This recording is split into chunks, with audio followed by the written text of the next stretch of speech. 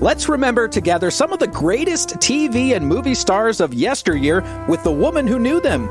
Mary Jane Popp hosted radio and TV shows for nearly 5 decades, meeting these stars and getting them to share their real-life stories. You'll meet them up close and personal as Mary Jane searches her extensive archives for the best and brightest real star talk on Pop Star Talk. And here she is, Mary Jane Popp. Hi, Mary Jane Popp here with another fun pop star talk from my archive. Now, if you ever long for a laugh a minute, then this episode should really get you going. Of course, my producer, Kenneth Segura-Knoll, is with me to explore the life of comedian Rip Taylor, known for his exuberance and flamboyant personality and his flair for whatever came at him on stage, TV, and film. Now, he's no longer with us, but his character lives on. And also with us is radio host, film critic, and good friend Derek Zemrak to share some of his stories with this comic icon. Welcome, Derek. How you doing? I'm doing great. Thank you. Thank you for having me. You betcha. So let's start with you, Ken. I got to ask you, do you have your confetti with you? It's all part of that trademark for Rip Taylor. And it fits all that he did from the Ed Sullivan Show, the Jackie Gleason Show, and so many more appearances that it would take up the whole show just to mention them all. So what say you, Ken, about the confetti? Wasn't that crazy? Yeah, and his facial expressions. He was always... amazing facial expressions. Absolutely. And that big mustache and the toupee that he would always take off and fan himself with the toupee. He always did all these crazy things. Now, Derek, before you share your stories, how would you categorize Rip Taylor other than a one of a kind? Yeah. I mean, I always said, people always ask me, like, who's the funniest person you ever met in your life? And I always say, Charles Nelson Riley and Rip Taylor. Mm-hmm. By far. And Dom DeLuise was right there too. All three of those guys just had it. They were always on. I know in years that they always can't be on, but in some aspect they are on, and that they're just funny. They were funny individuals. So. And, I think it was a normal thing for them. Like Rip Taylor had a rather kind of tough childhood. So I think some of that comes out in sharing and making people laugh and feeling better about himself. And he had so many stories. I know you and I both did this interview together. Right. And we had so much fun with him because he was so honest and straightforward. And we didn't have to work very hard. You Right. never do with a comedian. Ken and Derek, you both understand. All you have to do is say hello to a comedian, and they pretty much take over. There you go. And he was like that. I would add to Derek's list Robin Williams. Oh, yeah. Oh, yeah. Robin Williams, too. Yeah. Absolutely. I never met Robin. So I saw Robin perform once, but I never personally met him. So, but very funny also. Now, Derek, I know you've got a couple of stories that you're going to share with us, but after you categorize him, and without further ado, let's listen to this man who made them laugh with a comedy every night. Something familiar, something peculiar, something for everyone, a comedy tonight. And this man is the epitome of that song. They call him the king of camp and confetti, but you know what? He fools them all with his comedy shtick because he's a legitimate actor, too. Now, he played Demi Moore's surly boss in Indecent Proposal. He plays Kate Hudson's dad in Rob Reiner's movie Alex and Emma. But Rip Taylor is so much more. And our film guy, Derek Zemrak, has invited him to pop off on Pop Off. Nice to have you both with us today, guys. Darling, the song to something from Forum, I played that in the theater for a year. Are you serious? I played Pseudolus. Then I did Peter Pan. I was Captain Hook. Oh, you weren't Peter Pan? I'm not illegitimate. I know. You know what? I just love your work. And by the way, I got to do this, so just give me 20 seconds here, okay? Happy birthday to you. Happy birthday to you. Happy birthday, dear Rip, my love. Diamond cufflinks preferred. Your birthday is Monday, right? I know it. You can send it early. I'm not impatient. I just love your work. You are insane. Oh, honey, it helps. I know, but you know what? A lot of people, and Derek, I know you've done a lot of research on Rip, but I just did a little bit of reading. I had no idea. It didn't start out that way for Rip Taylor. It was a pretty rough start, wasn't it? Yeah, well, everybody had that, especially Liberace. I found out how Liberace died, you know. I know. He had an impacted sequence. Did you know this? This is the truth. No, I'm not lying. Are you really? No, come on. There you go. Really? No, you're just putting me on. Mary right? Jane, you fall for everything. I love you so much. I know. Well, that's the reason I'm asking. I'm a legitimate talk show host. I got to ask these questions. I want you in the front row when I'm working, baby. But you know what? How did you come about doing the comedy? Your act itself. How did it come to you? Well, I was too nervous to steal. Now, it actually started for you as a pantomimist, though, didn't it? Well, I'll be real brief, okay? Yeah. I very terrible childhood, all that automatically that goes, and then I got drafted in the Army, but I had to go to high school, so I got to high school, Washington D.C. So I got a job as a busboy in the kitchen of the United States Capitol Senate in Washington D.C. Oh, you poor thing. Wait a minute. Then there was a vacancy, and I got myself to be. I asked the Secretary of the Senate if I could become a page in the Senate. He says, "Where are you from?" I says, "Washington, D.C." He said, "Well, no, it's not a state. You have no patronage." Huh? I said, "Well, Mr. Biffle, you could give me patronage." And I became a page in the Senate. And for 6 months, I got drafted in the Army on the troop ship. We're all throwing up. I was nervous wreck, so I heard this band singing over the radio, which they played all day long to keep us quiet. And I went into the radio announcer and said, "Why don't you mouth the words of Mario Lanza?" And that's how it started. I was mouthing Mario Lanza singing Be My Love pantomime, record pantomime, put on the soldier show, got to Tokyo, went into special services, and the rest is history. Derek, this man has had such a variety of career. Can you imagine all that? I can't believe it myself. And more to come, by the way. Oh, honey, please, I don't dance. This is it. Derek, he is just an unbelievable talent, don't you think? Oh, absolutely. And You're so funny. You're so funny, Rip. It's a gift if it is. Well, what amazes me is how you come up with anybody that gives you or throws anything at you, you've got to come back. Well, you have to, darling.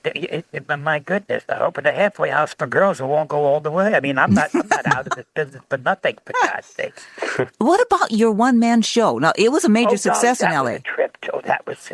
I had more fun than the audience. Forgive me. It's called It Ain't All Confetti, and I did it, and they all came and all liked it. They sat through it. I was so amazed. Now, where are you with putting this thing on Broadway? Well, honey, I'm going to take it next season to off-Broadway and next fall, because I think it's about time. I asked my dear friend Cheetah, Rivera, Cheetah. Oh, yeah. Right. She'll open her mouth, tell everybody to come, and they'll all come. So that'll be fun. And they'll all expect me to be, on 24 hours, which I'm really not. Well, how can you be? That would be boring if you're on 24 hours, but they know that, then they'll know the story. And I got producers who want to do it, so that's in the wind. Okay. That's cool. Well, Rip, we think we should bring it up to Northern California. Yeah, why don't you? Well, I'll go to Southern California, too. I'll go to Cleveland. I don't give a damn. All right, we have to talk, because I have theaters up here, so we got to get you up here. Yeah, Derek's got two theaters. What town are you in, Sacramento? I'm in Sacramento, but Derek's in the Bay Area. Oh, San Francisco. Oh, San Francisco. That'll be fun, because that would be, they'd like it up there. I mean, it's not a sad story. It's about show business. Sure. Right. So what are you like at home? I mean, seriously, when you're not on? Oh, no, I'm not on 24 hours. That would be very boring, and no one would pay to see me.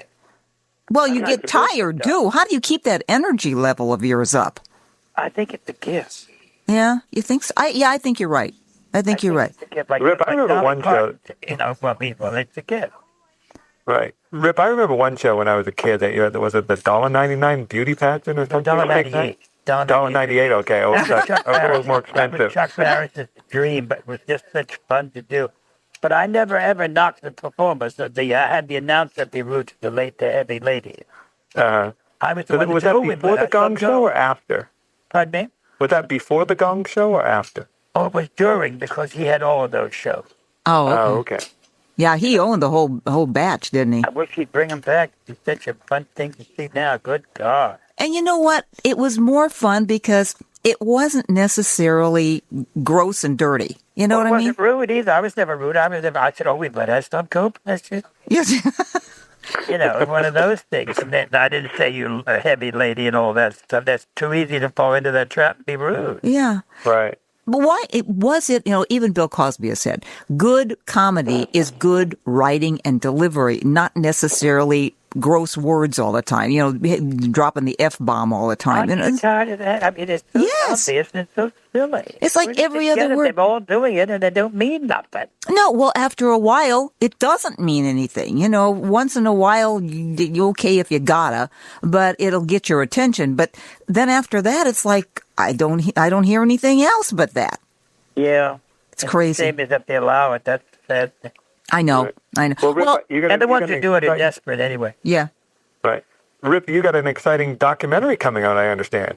Well, it took long enough to finish the darn thing. I had professional people, and it's been almost 2 years. Really? Wow. You and I would have done it in an hour and a half if I know Jay. I know Flea. Yep, I'm there for you. We're pros. We don't wait around. Well, it takes time, Rip. You play. Leave me alone. Don't stop lying to me. Fix the damn thing. Well, you know what? Your life has been so diverse, so wild and crazy. I mean, I can imagine they don't even know what to put on and what not to put on. Now, I saw Billy Crystal's show on Broadway 5 years ago and again last month. Mm-hmm. And he did record pantomime, too, at the beginning. And the sad thing is I did it 20 years earlier, baby, so don't worry about that. So are you... Tell us a little bit about He made it sound like it was the second coming of God. And please, and I love Billy, but don't give me this, please. No, please. Well, in the documentary, I mean, does it start from your childhood all the way to current, or is it just... Yeah, it does. All the way to current. The clips and the terribly sad things and then funny things. Is it hard to go... It's not a pity party. I don't want a pity party. Yeah, is it hard, though, to go back and relive some of that? Oh, my God. We had to stop tape an awful lot of time because it hit me so hard, especially to get used in high school of all the bullying. Oh. Yeah, it was just horrendous. And isn't it sad that doggone bullying is still going on? Oh, yeah. Well, it never stopped. Amazing. It never stopped. So it broke my heart because every time I talk about it, it just hit me. I'm sorry, Rip. I'm sorry. You didn't bring it up, did you? But it does. It just hits me. And my last speech at the high school reunion was, I said, we didn't know each other in the halls that night. We don't know each other in the halls today. Mm. And we could have been friends all those years. Yes. But you know what? Their loss, not yours. I didn't say that. I just, just left it. But truly, it is their loss because you have made so many friends through the people that you've shared your life with on stage. They'll never reach that epitome. Never, ever. God, I'm dying to meet paper, God. Yes, I know. You're marvelous. Will you stop it? I'm getting moist again. Okay, kissy. Okay. Philosophy of life. Do you have one? Yeah, charge it. Charge it? That's it. Just charge. I have to think fast for that one. Yeah, no kidding. I made myself laugh. Please forgive me. Yeah, I'm not sure I want to explore that. Okay. I don't know what it means either. I had to say something. It's the Very Jane Show. Okay, what motivates you? I think it's not the desire to be loved or seen or heard. I just have to do it. It just comes out automatically. Not to push and be the front one to say, look at me. And God forbid that's not that. It just was a gift, I think. Oh, yeah. There's no mean spiritedness in it. It just pops out. Well, I have found, and tell me if you don't think this is true, a comedian, somebody who's a connoisseur of comedy like you are, can be a wonderful dramatic actor also. Now, wait just a second. I knew all those men at the Friars Club, all the old comics. Yeah. 50% of them were the rudest men I've ever met in my life. Really? The meanest, mean-spirited people I've ever met in my life, and I can say that now that they're all gone. No kidding. Who's the worst? I have never been so hurt and surprised in my life as when I walked into the Friars Club. Who's the worst? I'm not going to tell you because they're all gone. Well, they're all gone, so you can tell me. No, you'll tell. I know your mouth. No, well, I got to share. They hear your show. They'll hear your show wherever they are. I think I know where they are for the most part. I mean, unnecessarily rude. I mean, and they're unhappy. I was shocked when I met these people. Yeah, but you know what? I think a lot of them because they lack the talent that you have. Because a dramatic actor. Because it may have been a threat. I don't know why. I'm just saying that now, yes, but not at the time. No. You were a threat, and I'll tell you why. Because a dramatic actor can't necessarily be a comedian, but you, as a comedian, you can be a dramatic actor. Yeah, that's for damn sure. That's show. That's the gift we'll have. Yeah. Yep.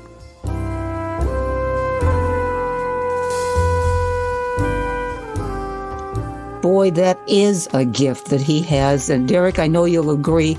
It's so interesting. I used to love watching him on Hollywood Squares.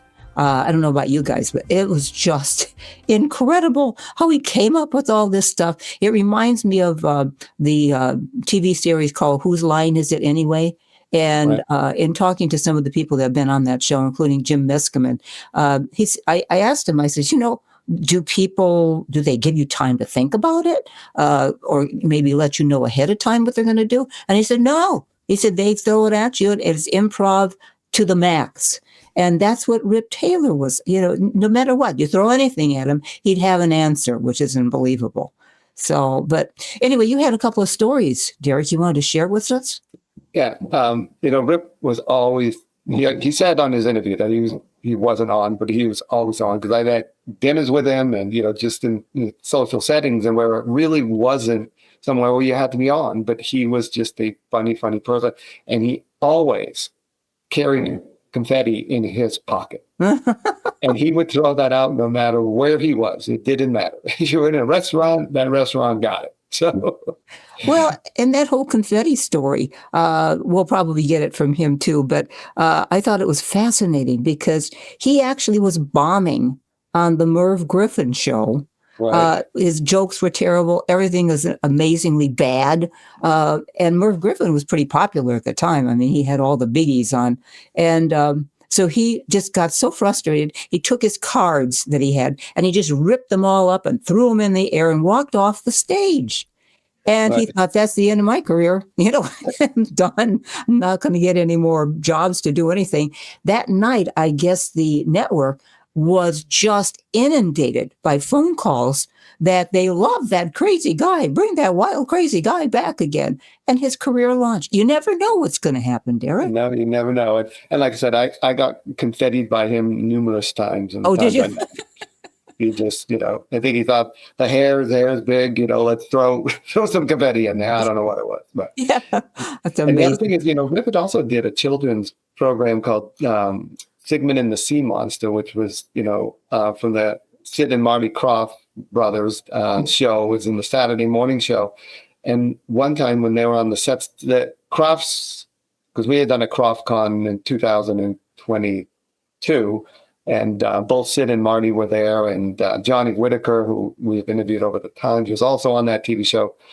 But they always had a star that was also, kind of bigger than life. And this time when they casted this TV show, the Sigmund and Sea Monster, they cast, Rip Taylor. And then one time when they were on the set, there was actually a fire in the studio. Ooh. And the building basically burnt down. Oh. Well, he's in this green costume because he was like a creature kind of guy from the sea. And Rip supposedly, and Sid and Marty both told me the story, that he got so mad that he just stormed out of there and he walked all the way down Hollywood Boulevard in his green costume. And people were asking him, honking the horn, asking what's going on. And he goes, I'm done. I'm not doing any more of this. And he's walking all the way home in his green monster costume. Oh, I can believe that of Rip Taylor because he just was so open to doing anything and everything that made people laugh. Right. He didn't really care. If you got it, fine. If you didn't get it, fine. It didn't matter to him. And that's the thing is like you mentioned before earlier that, a lot of times, people have a bad childhood. And that's kind of a characteristic of a lot of celebrities is early in their life, they've had some traumatic things and they able to create something that they want to be in. So they're naturally are actors and performers because they're hiding from something. Yeah. Now you go down the list. Just about all of them that were extremely accessible. And he was very much similar to Charles Nelson Riley. Charles Nelson Riley had that same upbringing that was really bad. And these guys were told as they were going along, man, you can't be on television because you're gay. And the television does not want people who are gay, and they dealt with it. And, they were pioneers to be able to open the doors for other performers. So. You mentioned Paul Lynde. I got a quick story. Okay, it's off the subject of Rip Taylor, but I got to tell you, this was many, many years ago. I interviewed Paul Lynde, and it was for television. And he walked into the studio, and I swear, guys, he looked like he had pajamas on. And I think he maybe 4 sheets to the wind when he came in the studio. But he sat down. He was so cordial, just a doll. But right. It was summertime, and I was wearing a sundress, and I was wearing sandals. And he was fascinated with my toes through the whole interview. And I'm going, oh, we're on TV here. What are you doing with my toes? Well, you just have those gorgeous toes. And he just went on and on a whole bit about my toes during the whole interview. They just were amazing people. Just amazing. Yeah, that's a talent. I mean, all of those guys in that era, they just, they were classic comedy and able to do it on a dime and come up with stuff like that. Similar to Robin Williams, as you mentioned. I mean, he was amazing at what he did also. So. Well, that reminds me of Ken. He's always has an answer for everything, don't you, Ken? I don't know if I have an answer for everything, but I got an interesting fact about Rip Taylor that I found out. Oh, okay. Derek probably doesn't know this, but I was an extra in Easy Rider. Oh, really? That was my first exposure to movie making. Well, Rip was... pulled a knife on Dennis Hopper in the pre-production of the film. And according to Hopper, Torn was originally cast in the film, but was replaced by Jack Nicholson after the incident. How about that? Wow. That is an interesting fact. I never heard that one. Hey, you never know what goes behind the scenes, that's for sure. Right. Yeah, it was the scenes of that Easy Rider were shot in my hometown of Las Vegas, New Mexico. And I got to be an extra. I was 13 years old. Oh my gosh. That's amazing. 12 or 13. Yeah. And my first exposure to filmmaking, I had never seen a movie being made. And that's where I got the bug. I was going to say, you got hooked big time. But the other thing, too, is these comedians, they make us laugh, which is wonderful. But my question to Rip was, what makes you laugh? What makes Rip Taylor laugh? A lot of things, but nothing in particular. And I don't wait all day long to find humor in everything. It isn't one of those things. If I laugh at the gift, that I enjoy it more than anybody else. Okay. Now, Rip, of all the stuff you've done, you've done voiceover work, you've done theater, you've done television, you've done motion pictures. Isn't that amazing? Which of the dramatic is actually your favorite? Which do you like the best? The next one. See, that's what I love to see, because so many people are always looking back. Don't you hate it when you run into people and go, oh, the best days of my life, or when I was in high school or in college. Yeah. Get over it. It should be tomorrow. Yeah. But you can't tell them that. They don't buy it. They don't believe it. No, but that means they don't have a life. And they want me on 24 hours, and I'm not on. I'm sitting at a restaurant a month ago. Woman came over to my table and opened one of those little artificial sugar things like sweetener. Yeah. And poured it in my wig at the time I was needing it. No, are you serious? And the woman next to me said, she put that in your hair. I said, you're kidding. I said, why'd you do it? She said, well, you do it to us on TV. That was all she said. You see a camera in this room. Amazing. So I went over to her table, 4 women. Yeah. Opened up a mustard jar, put a spoon of mustard in the spoon, put it very close to her breast. She said, you wouldn't. I said, I have to. I have to pour it down because you did it to my wig. Did you? I did not do it, but I scared the hell out of these 3 women. Good. They needed the lesson. But I did it. They weren't laughing. Good. I'm glad to hear that. I mean, they should have respect. Well, I don't know about that, but good God, leave me alone. I didn't go to your table. You came to mine. Right. If you could go back. I don't surmise that they know me because I walk in a room. That's I true. never have done that. No, that surprises me. I mean, I know because I don't dress to go unnoticed. Don't you dare forget that, Mary Beth. I won't. I promise. Neither do That I. hair piece and that dead rat and the mustache. Are you kidding me? But Hey. the point is, they know. They know because they watch. They remember. That. If you look back, is there anything you would change in your life? I think I'd change. I'd add another day to the week so I'd have more time to have fun. Well, you've got plenty of time. Because I hear how old I'm getting now from anybody else, I'm going to smack them. Okay. Am I going to embarrass you if I ask you how old you are? Yes, you would. I don't want to say it because my mouth will I'll have a coronary attack. Well, I didn't think I'd live to be this old. Hey, oh my God. Would you believe I'm not that far behind you? How's that? No, stop it. Not with that voice. Of course. Yes, No, I am. stop it. Yes, I am. But you know what? I'm right behind you, too. There you go. And see, Derek, 2 years. you know how it looks? You know how it looks? When you're behind a microphone, it doesn't matter. It doesn't matter. Oh, really? Okay, I remember that. You're sharing. But I'm visual. I got to be on visually. But even TV, see, that's what really ticks me off more than anything else about TV and films and everything else. It shouldn't have anything to do with the features, the outside, the skin sag, or whatever the heck they're looking at. It should be the talent inside that comes out and either makes you laugh or makes you cry. Never is. No, never is. And it should be that. Because otherwise people are going to miss out on such talent. I mean that seriously. There. So Rip, your documentary, it's coming out on your birthday, correct? Yes, thank you, Jesus. Monday? Monday, really? Monday's the birthday. Thank you, Jesus. Oh. Now, have you seen the final cut? No, they're going to show it to me on Monday afternoon. I'm going to a birthday little soiree tomorrow night with Rudy Lee and a few friends. Oh, you know what? Debbie and I still do our act together. We've done it for 30 years. Give my love to Ruta Lee. I've done several interviews with her over the years. I adore her. And also Debbie Reynolds. I've interviewed her over the years, too. We're funny. The best thing about Debbie and I is we don't care who gets to laugh, and that's very rare for two funny people. But again, I think, if you guys ever say you're going to retire, I'm going to be so ticked off, it's going to be unbelievable. No. We don't know the meaning of that word. I love it. Now, where can we see the documentary? Well, I don't know. They're going to tell me tomorrow, next day, and you call, and I'll let you know. Oh, would you? I will call. I will call you Monday, and then I'll let everybody know on the air. Yeah, well, I won't know until Monday night. So call Harlan Bowl. He'll tell you. He'll know more than I will. Harlan? Okay, I'll give call to Harlan. He'll know more than I will. They tell him first, then they'll tell me. Oh, okay.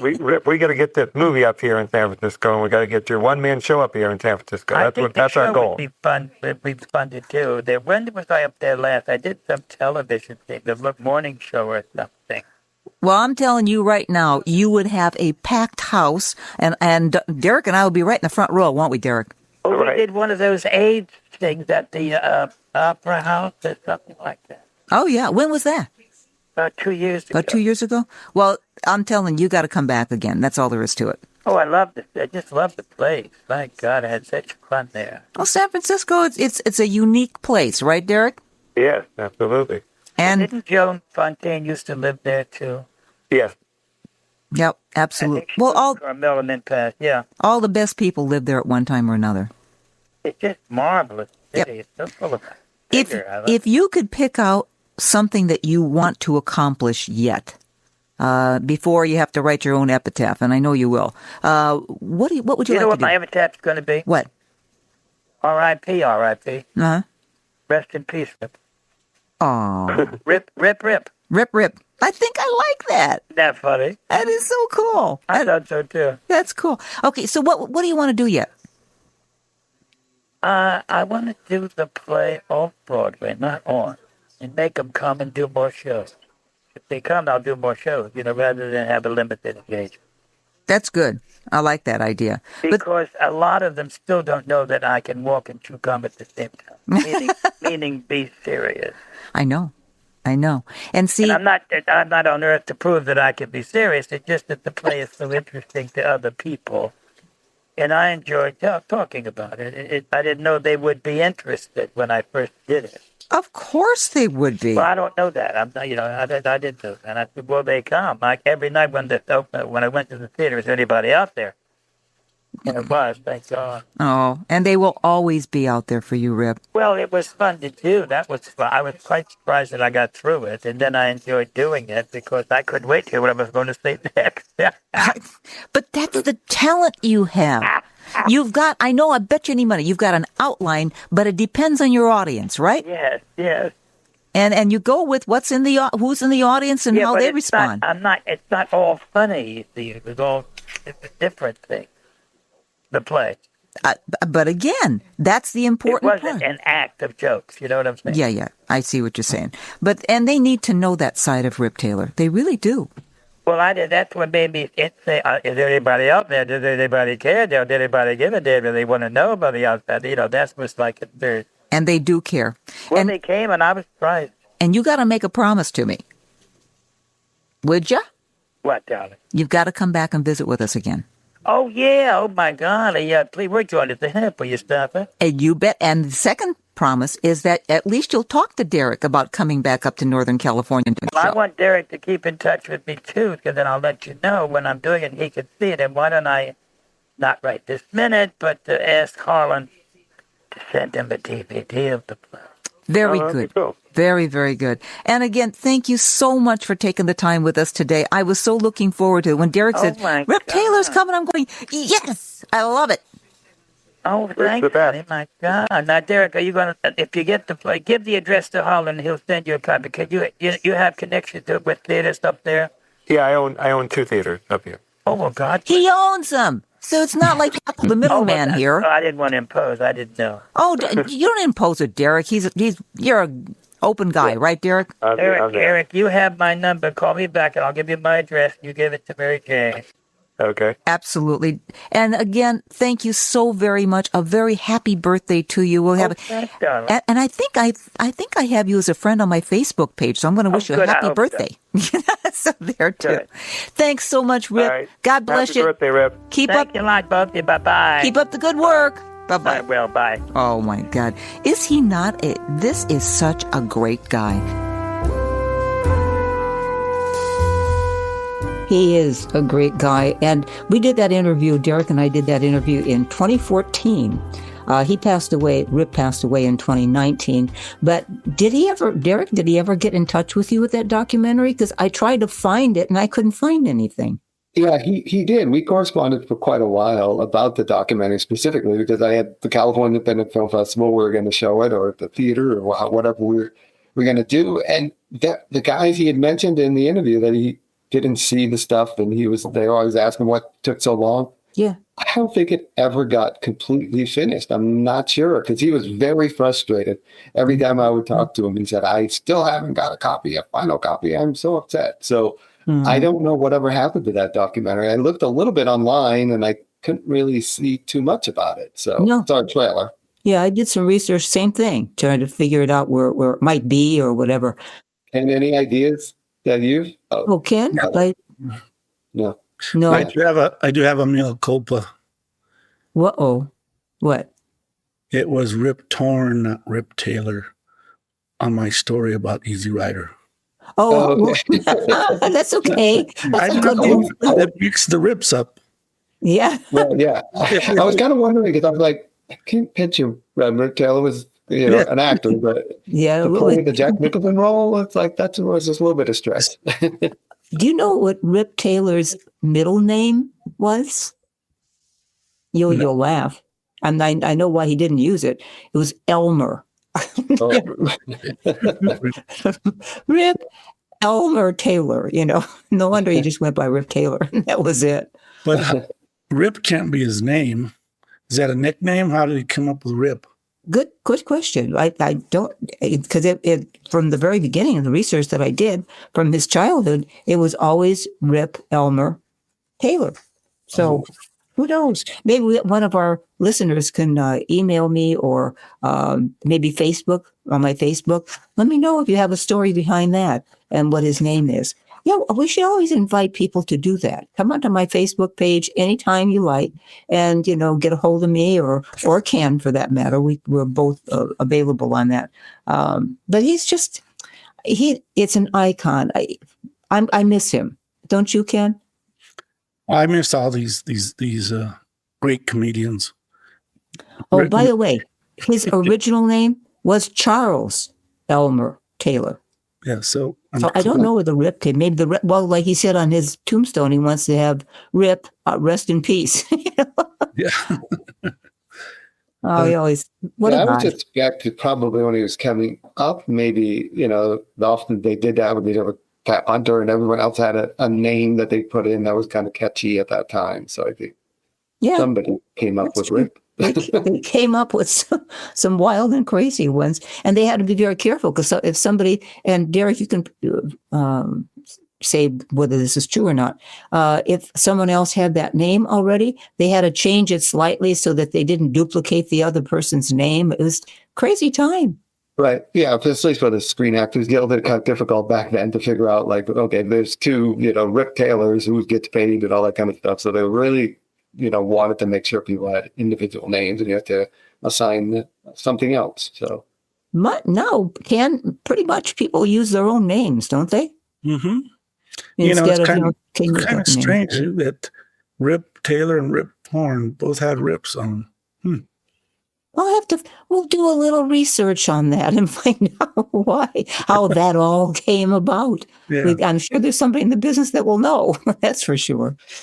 Well, I guess that takes it to the end for our wonderful interview with Rip Taylor. And I want everyone to know some of these people because, they're gone now.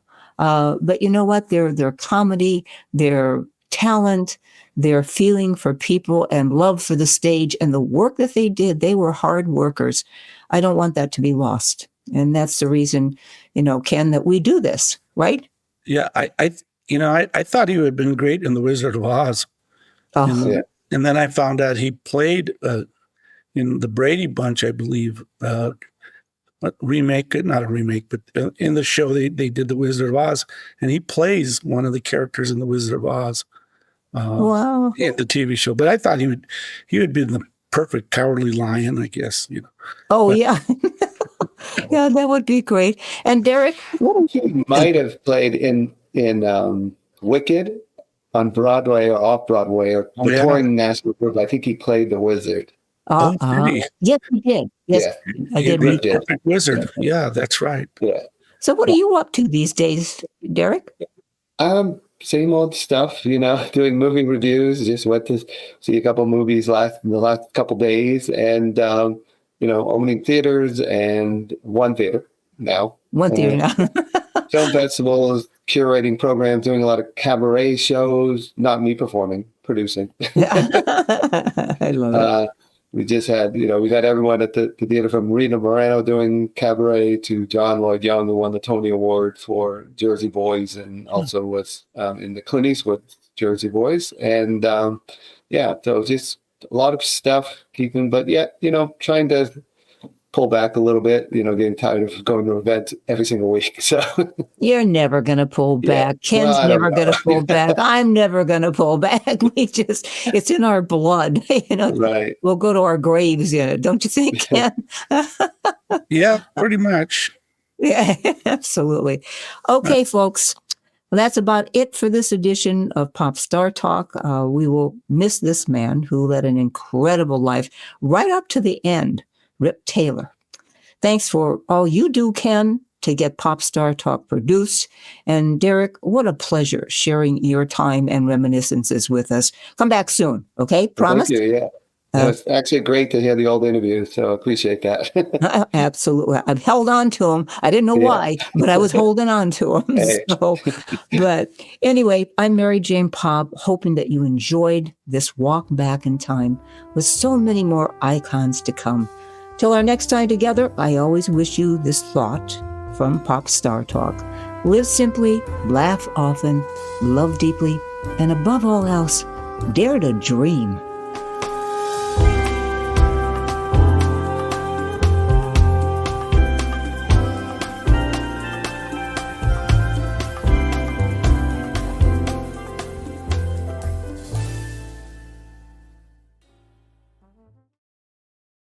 Produced by Audavita Studios. Connect your voice to the world.